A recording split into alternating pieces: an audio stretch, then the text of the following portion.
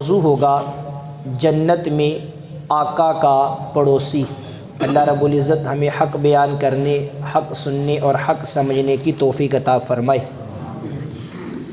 سید عالم نور مجسم شفیع معظم صلی اللہ تعالی علیہ وآلہ وسلم کی ذات بابرکات پر درود و سلام پڑھنے کے بے شمار فضائل و برکات علماء نے، محدثین نے کتب احادیث میں ذکر فرمائے ہیں۔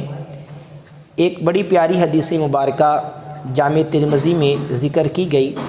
میرے آقا کریم علیہ الصلاۃ والسلام نے ارشاد فرمایا، اول الناس بی یوم القیامۃ اکثرهم علی صلاۃ، او کما قال رسول اللہ صلی اللہ تعالی علیہ وآلہ وسلم۔ میرے آقا مدینے والے مصطفیٰ صلی اللہ تعالی علیہ وآلہ وسلم نے ارشاد فرمایا، قیامت کے دن لوگوں میں سب سے زیادہ میرے قریب وہ شخص ہوگا جو مجھ پر سب سے زیادہ درود پاک پڑھتا ہوگا۔ سبحان اللہ، سبحان اللہ۔ درود پاک کتنی اعلیٰ نیکی ہے، کتنی خوبصورت نیکی ہے کہ درود پاک کی برکت سے قیامت والے دن قرب مصطفیٰ صلی اللہ تعالی علیہ وآلہ وسلم نصیب ہوگا۔ مفتی احمد یار خان نعیمی رحمۃ اللہ تعالی علیہ فرماتے ہیں اس حدیث پاک کی شرح میں کہ قیامت والے دن وہ شخص بڑے آرام میں ہوگا جو سید عالم علیہ الصلاۃ والسلام کے ساتھ ہوگا۔ قیامت کا دن ہے، ہولناک دن ہے، اس کی وحشت ہے، اس کی گھبراہٹ ہے، لیکن مفتی احمد یار خان نعیمی رحمۃ اللہ تعالی علیہ فرما رہے ہیں کہ جو شخص قیامت والے دن اللہ کے حبیب علیہ الصلاۃ والسلام کے ساتھ ہوگا نا، وہ شخص بڑے آرام میں ہوگا۔ اور اس آرام کو حاصل کرنے کے لیے کرنا کیا ہے کہ قیامت والے دن سرکار کی ہمراہی مل جائے، سرکار کی قربت مل جائے، سرکار کی نزدیکی مل جائے، بندہ سرکار کے قریب ہو۔ میرے آقا نے فرمایا، درود تم زیادہ پڑھو گے، قیامت والے دن میرے سب سے زیادہ قریب ہو جاؤ گے۔ تو یہ کتنا خوبصورت عمل میرے لجپال کریم آقا نے بیان فرما دیا ہے کہ کثرت سے درود و سلام پڑھو گے تو قیامت والے دن مجھ نبی کے سب سے زیادہ قریب رہو گے۔ اللہ رب العزت ہمیں کثرت سے درود و سلام پڑھتے رہنے کی توفیق عطا فرمائے۔ اور یاد رکھیے، تمام نیکیوں سے جنت ملتی ہے، لیکن درود پاک کثرت سے پڑھنے کی وجہ سے بزم جنت کے دولہا خود مل جاتے ہیں۔ سبحان اللہ۔ سید عالم علیہ الصلاۃ والسلام خود مل جائیں گے قیامت والے دن، ان کا قرب مل جائے گا۔ تو کتنی یہ عظیم بات ہے کہ ہم اپنے نبی کی ذات پر کثرت سے درود و سلام پڑھیں۔ بریلی کے تاجدار نے لکھا نا، حشر میں کیا کیا مزے وارفتگی کے لو رضا، لوٹ جاؤں پا کے وہ دامان عالی ہاتھ میں۔ اللہ رب العزت ہمیں بھی کثرت سے درود و سلام پڑھنے کی توفیق عطا فرمائے۔ آج کا موضوع اپنی نوعیت کے اعتبار سے بڑا نرالا موضوع ہے اور بڑا خوبصورت یہ موضوع ہے جس کا انتخاب کیا گیا ہے کہ آقا کریم علیہ الصلاۃ والسلام کا پڑوسی، جنت میں آقا کا پڑوسی ہونا۔ دنیاوی اعتبار سے اگر ہم دیکھتے ہیں تو ہماری خواہش ہوتی ہے کہ ہمارا گھر وہاں ہو جہاں اچھے لوگ رہتے ہوں، کوئی فساد وغیرہ نہ ہو، اچھی سوسائٹی میں گھر ہو اور جہاں اچھے سلجھے لوگ ہوں، تعلیم یافتہ افراد ہوں، اور اچھے سوسائٹی میں ہم رہنا پسند کرتے ہیں۔ لیکن قیامت والے دن اللہ کی رحمت سے، میرے نبی کریم علیہ الصلاۃ والسلام کی شفاعت سے جنت تو ہم سب کو ملے گی، لیکن جنت میں بھی اس جگہ ملے جہاں سے دیدار مصطفیٰ ہو سکے۔ جنت میں بھی وہ جگہ رب کائنات ہمیں عطا فرمائے کہ جو نبی کے پڑوس میں ہو، جہاں ہم آنکھیں اٹھائیں تو سامنے چہرہ رسول ہمیں نظر آ جائے، جہاں سے نظریں اٹھیں تو سید عالم علیہ الصلاۃ والسلام کی زلفوں کا ہمیں دیدار ہو جائے، جہاں ہم اپنی آنکھیں اٹھائیں تو سرکار کے نورانی چہرے کو ہم دیکھ سکیں تو جنت میں سرکار کا پڑوس مل جانا یقیناً بہت سعادت مندی ہے۔ اور صحابہ کرام علیہم رضوان کی یہ تمنا تھی کہ جنت میں ہمیں سید عالم علیہ الصلوۃ والسلام کا پڑوسی نصیب ہونا ہو جائے، کہ ہم سرکار کی قربت میں آ جائیں، سرکار کے نزدیک آ جائیں، کہ جنت تو اللہ اپنی رحمت سے میرے محبوب کی شفاعت سے ہمیں عطا فرمائے گا، لیکن جنت میں کمال یہ ہے کہ وہ جگہ اللہ عطا فرما دے کہ جہاں سرکار خود تشریف فرما ہو۔ سبحان اللہ۔ اسی کے ضمن میں بڑی پیاری حدیث مبارکہ، ایمان افروز حدیث مبارکہ، مسلم شریف کی یہ حدیث پاک ہے۔ حضرت ربیعہ اسلمی رضی اللہ تعالی عنہ، صحابہ کی یہ خواہش ہوا کرتی تھی کہ جنت میں سرکار کا پڑوس ہمیں ملے۔ حضرت ربیعہ اسلمی رضی اللہ تعالی عنہ یہ صحابی رسول ہیں، اصحاب صفہ میں سے ہیں، نبی کریم علیہ الصلوۃ والسلام کے خادم ہیں۔ سفر و حضر میں آپ کا معمول یہ تھا کہ آپ ہمارے آقا کریم علیہ الصلوۃ والسلام کے ساتھ رہا کرتے تھے۔ آپ فرماتے ہیں میں رات سید عالم علیہ الصلوۃ والسلام کے حجرہ مبارکہ کے قریب ہی گزارتا تھا، تاکہ رات کو میرے آقا جب بیدار ہونا، کسی چیز کی حاجت ہو تو میں فوراً لے کر حاضر ہو جاؤں۔ یہ معمول تھا حضرت ربیعہ اسلمی رضی اللہ تعالی عنہ کا۔ آپ فرماتے ہیں سرکار دو عالم علیہ الصلوۃ والسلام کی یہ عادت مبارکہ تھی، آپ رات کو جب بیدار ہوتے تو سبحان اللہ رب العالمین، سبحان اللہ و بحمدہ پڑھا کرتے، اور پھر جب بیدار ہوتے تو وضو فرمایا کرتے۔ ایک مرتبہ ایسا ہوا کہ سرکار دو عالم علیہ الصلوۃ والسلام رات کو بیدار ہوئے، میں فوراً پانی اور مسواک لے کر آپ کی بارگاہ میں حاضر ہو گیا، آپ کو وضو کروایا۔ سید عالم علیہ الصلوۃ والسلام نے جب میری اس خدمت کو دیکھا نا تو آپ کا دریائے رحمت جوش میں آ گیا اور فرمانے لگے سل ربیعہ، اے ربی مانگ، کیا مانگتا ہے؟ اللہ اکبر۔ اے ربی مانگ، کیا مانگتا ہے؟ اللہ اکبر۔ اب دیکھیے گا صحابی رسول کا انتخاب کیا تھا، آپ نے مانگا تو کیا مانگا؟ حضرت ربیعہ رضی اللہ تعالی عنہ کہتے ہیں میں نے فوراً عرض کیا اسألک مرافقتک فی الجنہ، یا رسول اللہ جنت میں آپ کا پڑوسی بننا چاہتا ہوں، سبحان اللہ۔ جنت میں آپ کا پڑوسی بننا چاہتا ہوں۔ میرے آقا کریم علیہ الصلوۃ والسلام چونکہ وہ مختار کل اللہ نے آپ کو بنایا ہے، آپ جو چاہیں جب چاہیں جسے چاہے عطا فرما دیتے ہیں۔ سائل ہوں تیرا مانگتا ہوں تجھ سے، تجھی کو معلوم ہے مجھ کو تیری اقرار کی عادت کہ تو نہ نہیں فرماتا، اے پیارے تجھ سے جب بھی مانگا جائے تو عطا ہی فرماتا ہے۔ حضرت جمیل رضوی رحمۃ اللہ تعالی علیہ کتنے خوبصورت انداز میں کہتے ہیں نا، میں تیری دین کے قربان کے تیرے منگتا، تجھ سے جو چاہتے ہیں مانگ لیا کرتے ہیں۔ آقا آپ کا انداز مبارک یہ ہے کہ آپ کا مانگنے والا جو چاہے آپ سے مانگ لیا کرتا ہے۔ حضرت ربیعہ رضی اللہ تعالی عنہ نے اگر دیکھا جائے تو سب کچھ مانگ لیا تھا۔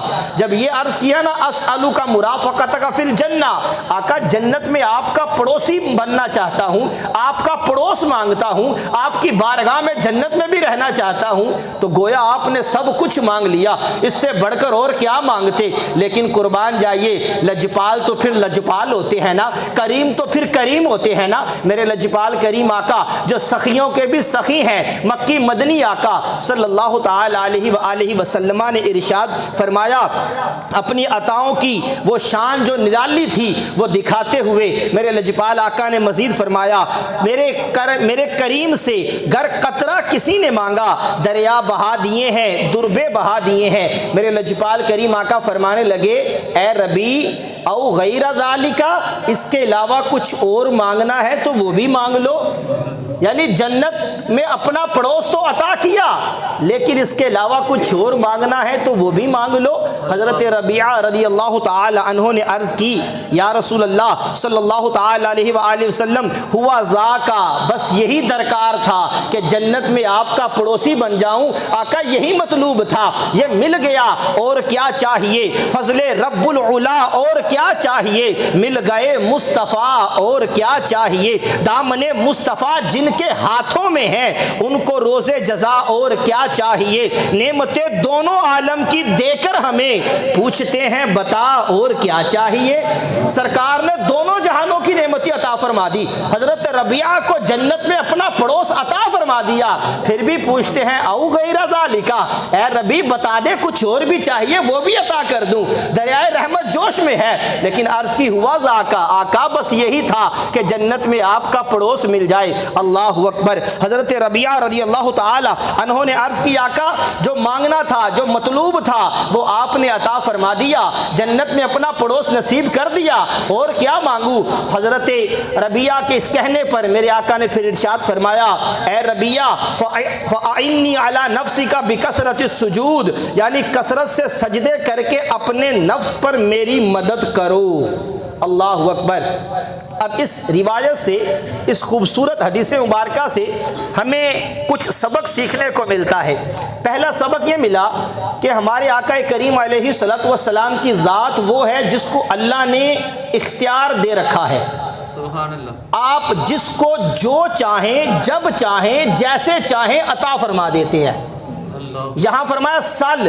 اب آپ سمجھ سکتے ہیں کہ کسی کے پاس وہ سارے اختیارات ہوں تو پھر وہ کہہ سکتا ہے بھائی جو مانگنا ہے مانگ لو, اور پھر اس میں کوئی قید و بند نہیں لگائی, کوئی قید نہیں لگائی کہ یہ مانگنا یہ نہ مانگنا, وہ مانگنا تو وہ نہ مانگنا, نہیں, بلکہ فرمایا اگر دنیا مانگنی ہے دنیا مانگ لو, آخرت مانگنی ہے آخرت مانگ لو, جنت مانگنی ہے جنت مانگ لو, رب کا کرم مانگنا ہے رب کا کرم مانگ لو. آج جو مانگو گے ربی تمہیں اللہ کا محبوب عطا فرما دے گا. تو یہ بات ہمیں بتاتی ہے کہ اللہ رب العزت نے اپنے محبوب کو مختار کل بنا کر بھیجا, جس کو جو چاہا جیسا چاہا جب چاہا میرے نبی نے وہ عطا فرما دیا. اللہ رب العزت نے یہ اختیار میرے محبوب کو دیا, اور پھر اتنی بڑی پیشکش کر دینا, اتنی بڑی آفر کر دینا کہ جو مانگنا ہے مانگ لو. یہ اس بات کا ثبوت ہے کہ اللہ نے میرے محبوب کو سب کچھ عطا فرما رکھا ہے, جسے جو چاہیں جیسے چاہیں میرے لجپال کریم آقا عطا فرماتے ہیں. ان کے ہاتھ میں ہے ہر کنجی, مالک کل کہلاتے یہ ہیں, انا آتیناک الکوثر, ساری کثرت پاتے یہ ہیں, رب ہے معطی یہ ہے قاسم, رزق اس کا ہے کھلاتے یہ ہیں. کہ اللہ رب العزت کا رزق ہے لیکن تقسیم کرنے کی ذمہ داری اللہ نے میرے محبوب کی لگا رکھی ہے. بخاری کی واضح حدیث ہے, میرے آقا فرماتے ہیں کہ دیتا اللہ ہے, دینے والی ذات اللہ ہی کی ہے, لیکن تقسیم کرنے والی ذات مجھ محمد کی ہے, میں تقسیم کرنے والا ہوں. اللہ اکبر. اس خوبصورت انداز سے میرے آقا کریم علیہ الصلوۃ والسلام نے حضرت ربیعہ رضی اللہ تعالی عنہ کو جنت میں اپنی مرافقت عطا فرمائی ہے. اور پھر یہاں دوسری بات ہمیں سیکھنے کو یہ ملی کہ ہمارے آقا کریم علیہ الصلوۃ والسلام کی ذات سے جب مانگا جائے نا تو جھجک کے نہیں مانگا جائے, ڈر کے نہیں مانگا جائے, شرمایا نہیں جائے, کیونکہ یہ ذات وہ ہے کہ جو بھی مانگو گے عطا فرما دے گی. اللہ نے ان کو اختیار دے رکھا ہے, ان سے جو بھی مانگو یہ عطا فرما دیتے ہیں. دنیاوی بادشاہوں کا انداز یہ ہے, بڑے امیر و کبیر ہیں, لیکن منگتا جو ہے مانگنے والا ہے وہ سوچتا ہے کہ کہیں اس سے مانگوں گا کہیں منع نہ کر دے, جھڑک نہ دے, دھتکار نہ دے, خالی ہاتھ لوٹا نہ دے. لیکن دربار رسول وہ ہے کہ جو آیا اس نے جو بھی مانگا اللہ کے محبوب نے وہی عطا فرما دیا ہے. خالق کائنات نے محبوب نے وہ عطا فرما دیا. اور اللہ کے محبوب کی بارگاہ میں مانگنے سے بندے کو ڈرنا نہیں چاہیے. یہ تو وہ دربار ہے جس سے غلاموں کو عطا کیا جاتا ہے, جس سے غلاموں کو اپنے آقا سے مانگا جاتا ہے. اللہ کے محبوب کی بارگاہ سے مانگو گے رب کائنات کے محبوب عطا فرمائیں گے. حضرت ربیعہ رضی اللہ تعالی انہوں نے مانگا, اللہ کے محبوب نے عطا فرما دیا. اور پھر شعور بھی ہونا چاہیے کہ مانگنا کیا ہے, کس انداز سے مانگنا ہے, کیونکہ جتنا بڑا دربار ہے اس بڑے دربار سے بڑا ہی سوال کرنا چاہیے. اب آپ سمجھ سکتے ہیں ایک بندہ مدینہ المنورہ میں ہو, سنہری جالیوں کے سامنے کھڑا ہو, حضور کے روزے کے سامنے ہو, اور وہ چھوٹی موٹی چیزیں مانگے تو یہ کیا شان ججتی ہے. دربار بڑا ہے تو سوال بھی بڑا ہونا چاہیے. جس قدر اللہ نے اپنے محبوب کو عزت, قوت, رفعت عطا فرمائی ہے, مرتبہ عطا فرمایا ہے, اس انداز سے اس بارگاہ سے سوال کیا جائے. اور یہ میرے آقا کریم علیہ الصلوۃ والسلام کی پسند بھی ہے, خواہش بھی ہے کہ مجھ سے جب مانگا جائے تو پھر بڑا کچھ مانگا جائے, چھوٹی موٹی چیزیں تو میرے آقا عطا فرما ہی دیتے ہیں. حضرت عمارہ رضی اللہ تعالی عنہا، حدیث مبارکہ میں آتا ہے میرے آقا کریم علیہ الصلوۃ والسلام ان کے بیٹے سے مخاطب ہوئے اور فرمانے لگے، دعا کی کہ اللہ پاک تمہارے اہل خانہ کو برکتیں عطا فرمائے، تم پہ برکتیں نازل فرمائے، تمہاری ماں جو ہے اس کا مقام فلاں کے مقام سے زیادہ ہے، تمہارے باپ کا مقام فلاں کے مقام سے زیادہ ہے، تمہارا مقام و مرتبہ فلاں کے مقام سے زیادہ ہے۔ حضرت عمارہ رضی اللہ تعالی عنہا کہتی ہیں، یا رسول اللہ صلی اللہ تعالی علیہ وآلہ وسلم ہمارے لیے بھی دعا فرمائیں کہ مجھے اللہ جنت میں آپ کا پڑوس نصیب فرما دے۔ میرے آقا نے دعا کر دی، اللہم اجعلہم رفقاء فی الجنہ، اے اللہ انہیں جنت میں میرا ساتھی بنا دے۔ جب یہ دعائے مصطفیٰ حضرت عمارہ نے سنی، آپ اتنی خوش ہوئیں، آپ نے فرمایا کہ مجھے دنیا میں اب کچھ بھی پہنچے مجھے اس کی کوئی پرواہ نہیں، کیونکہ جنت میں آقا کا پڑوس مل گیا ہے۔ اللہ اکبر۔ ایک عرابی کہتے ہیں گاؤں میں رہنے والے کو، دیہاتی کو عرابی کہا جاتا ہے۔ عرابی میرے آقا کریم علیہ الصلوۃ والسلام کی بارگاہ میں حاضر ہو گیا اور حاضر ہوا۔ میرے آقا کا دریائے کرم وہ ہے جو ہر وقت جوش میں رہتا ہے، جو مانگنے والا آتا ہے عطا فرما دیتے ہیں۔ اس وقت بھی دریائے کرم جوش میں تھا۔ عرابی آیا اور میرے آقا کی بارگاہ میں جب آیا تو میرے لجپال کریم آقا نے اس سے بھی فرمایا، کیا فرمایا؟ سل ما شئت یا عرابی، اے عرابی جو چاہتا ہے مجھ نبی سے مانگ لے۔ صحابہ کہتے ہیں ہم بڑا حیران ہوئے کہ سرکار نے اتنی بڑی پیشکش کر دی، اتنی بڑی آفر کر دی اس بندے کو کہ جو چاہتا ہے اے عرابی مجھ سے مانگ لے۔ صحابہ کہتے ہیں ہم آپس میں باتیں کرنے لگے، یہ ابھی سرکار سے جنت مانگ لے گا، ابھی سرکار سے جنت مانگ لے گا، ابھی حضور سے جنت کا سوال کرے گا۔ لیکن صحابہ کہتے ہیں ہم بڑا حیران ہوئے۔ اس نے سوال کیا اس نے عرض کی، یا رسول اللہ صلی اللہ تعالی علیہ وآلہ وسلم مجھے سواری کے لیے اونٹ عطا فرما دیجئے۔ سرکار نے فرمایا دیا، اور مانگ کیا مانگتا ہے؟ اس نے عرض کی، یا رسول اللہ صلی اللہ علیہ وسلم، صحابہ کہتے ہیں ہم نے پھر سوچا کہ ابھی جنت مانگ لے گا، لیکن پھر عرض کی، یا رسول اللہ سواری پہ رکھنے والا سامان کجاوا جو ہے وہ بھی عطا فرما دیجئے۔ فرمایا دیا، اور کچھ مانگ کیا مانگتا ہے؟ صحابہ کہتے ہیں ہم حیران ہیں، اتنی بڑی آفر سرکار نے کی ہے، یہ جنت نہیں مانگ رہا، دنیاوی ضروریات مانگ رہا ہے۔ پھر عرض کی، یا رسول اللہ صلی اللہ تعالی علیہ وآلہ وسلم زادے راہ بھی نہیں ہے، اخراجات بھی نہیں ہے، مال بھی نہیں ہے، یہ بھی عطا فرما دیجئے۔ سرکار نے وہ بھی عطا فرما دیا۔ اللہ اکبر۔ سرکار نے عطا فرمایا۔ صحابہ بڑے حیران تھے کہ اتنی بڑی آفر کی سرکار نے کہ جو مانگنا ہے مانگ لے، اور یہ دنیاوی ضروریات مانگ رہا ہے۔ الغرض وہ عرابی چلا گیا۔ میرے لجپال کریم آقا صحابہ سے فرمانے لگے، صحابہ اس عرابی میں اور بنی اسرائیل کی بڑھیا میں کتنا فرق ہے؟ اس عرابی میں مانگنے میں اور بنی اسرائیل کی بڑھیا کے مانگنے میں کتنا فرق ہے؟ اور پھر میرے آقا نے پورا واقعہ بیان کیا۔ فرمایا بنی اسرائیل میں جب حضرت موسیٰ کلیم اللہ علیہ نبی جینا علیہ الصلوۃ والسلام بنی اسرائیل کو لے کر مصر سے نکلے نا، تو اللہ نے حکم دیا، اے موسیٰ اپنے بھائی حضرت یوسف علیہ نبی جینا علیہ الصلوۃ والسلام کا جسد مبارک بھی ساتھ لیتے جاؤ۔ اب حضرت یوسف علیہ الصلوۃ والسلام کو وصال کیے ہوئے صدیاں گزر چکی تھی، پتہ ہی نہیں تھا کہ آپ کی قبر کدھر ہے، اور اللہ نے حکم دیا کہ ان کو ساتھ لے کر جاؤ۔ پتہ کیا تو ایک پتہ لگا کہ ایک بڑھیا کو معلوم ہے کہ یہ جناب یوسف کی قبر کدھر ہے۔ اس بڑھیا سے حضرت موسیٰ نے پوچھا کہ اے بڑھیا بتا جناب یوسف کی قبر کدھر ہے؟ بڑھیا نے کہا، یا نبی اللہ بتا تو دوں گی، لیکن میرا ایک سوال ہے، میری ایک ڈیمانڈ ہے، پہلے وہ پوری کرے پھر بتاؤں گی۔ اللہ اکبر۔ حضرت موسیٰ نے فرمایا بتا، مانگ کیا مانگتی ہے، عطا کر دیا جائے گا۔ کہا یا نبی اللہ، اے پیارے کلیم، اے پیارے موسیٰ، جنت میں آپ کا پڑوسی مانگتی ہوں۔ حضرت موسیٰ نے کہا ٹھیک ہے جنت دے دیتا ہوں، جنت دے دی۔ دوسرا سوال رہنے دے کہ مجھے نبی کا پڑوسی مانگتی ہے کہ میرے نبی میرے پاس رہے گی جنت میں۔ کہا خدا کی قسم جب تک آپ میرا یہ سوال پورا نہیں کریں گے میں آپ کو جناب یوسف کی قبر کا پتہ نہیں بتاؤں گی۔ حضرت یوسف علیہ السلام حضرت موسیٰ علیہ السلام سمجھانے لگے، اے بڑھیا سمجھ جا، جنت تو نے مانگی میں نے عطا کر دی، اب یہ سوال کرنا کہ جنت میں جناب موسیٰ کا پڑوس مل جائے۔ حضرت موسیٰ علیہ الصلوۃ والسلام اسے سمجھا رہے تھے، اللہ نے وحی نازل فرما دی، اے پیارے موسیٰ آپ عطا فرما دے، آپ کا کیا نقصان ہے اس میں؟ آپ کا کیا جاتا ہے، آپ اس کو جنت میں اپنا پڑوس عطا فرما دے۔ جناب موسیٰ نے ان کو جنت میں اپنا پڑوس عطا فرما دیا۔